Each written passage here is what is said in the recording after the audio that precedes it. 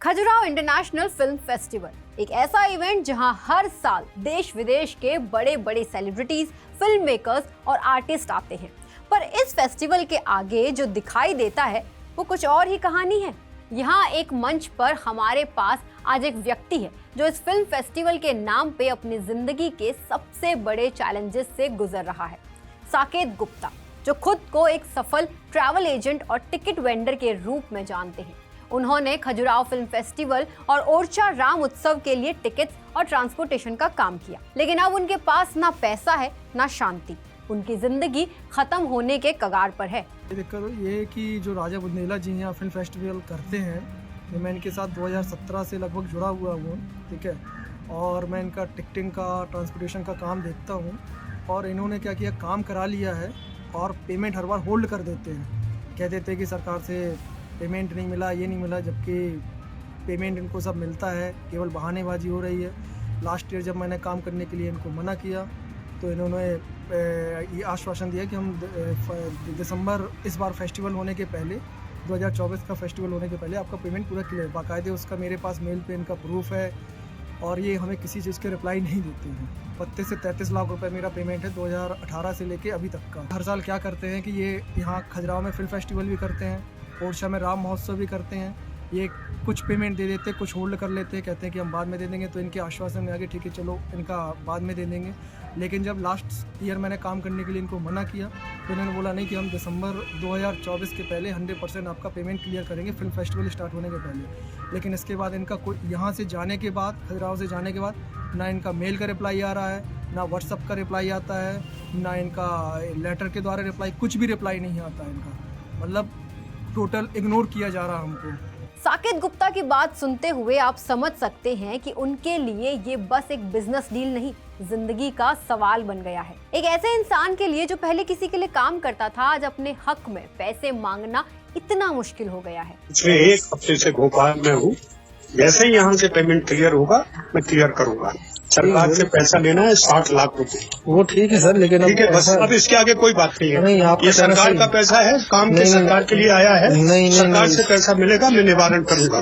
Check कर लीजिए, मैं भोपाल में हूँ और मैं डायरेक्टर से मिला हूँ। बस अभी आप बार बार तुम फोन करोगे तो जवाब बार बार क्लियर होगा मैं आपको करूंगा। नहीं, आपकी इतना के लिए बता दूं क्योंकि फोन कट गया था, वरना तुम सबसे कहोगे कि वो मेरा फोन काट देते। अरे सर, कट गया था, मैं भोपाल में हूँ, अभी 2000 कर रहा हूँ पैसा सरकार से निकले और तुरंत मैं पेमेंट करूँ। 2000 थैंक यू वेरी मच।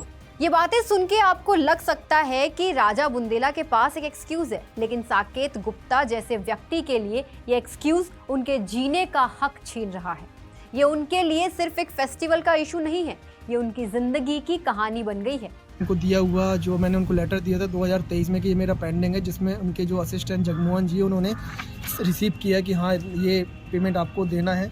इसके बाद मैंने इन्फॉर्मेशन के लिए देख सकते हैं आप कि मैंने उनको 2023 दिसंबर 2023 में इन्फॉर्म किया मेल के द्वारा, जबकि कंटिन्यू उनको मेल भेज रहा हूँ तो वो किसी भी चीज़ का रिप्लाई नहीं दे रहे हैं। इसके बाद मैंने उनको अवगत लेटर द्वारा, स्पीड पोस्ट द्वारा पत्र भेजा गया, 3-4 बार उनको रिमाइंडर दिया गया, उसका भी उन्होंने कोई जवाब नहीं दिया। उसके बाद उनका जवाब नहीं दिया। और जो हमको दिसंबर, और उन्होंने जो 2017 में काम दिया था उसका जो उन्होंने 1.5 से 2 लाख रुपए जो पेमेंट मंगाया था, उसका बाकायदे मेरे पास कॉपी है कि आप 2 लाख रुपए पेमेंट दें, इसके बाद हम आपको ये वाला काम देंगे। तो बाकायदे हमने उनको ये पेमेंट भी दिया। ये चीज़ है। साकेत ने अपनी बिजनेस को चालू रखा, लेकिन हर साल का पेंडिंग पेमेंट और इंटरेस्ट की वजह से उनकी जिंदगी ने एक और मोड़ लिया।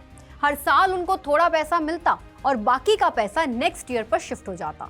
और इस बार 2024 में उन्होंने काफी फाइनेंशियल प्रेशर फील किया, लेकिन जब उन्होंने पेमेंट डिमांड किया तो मिलती है सिर्फ डेट्स की बातें।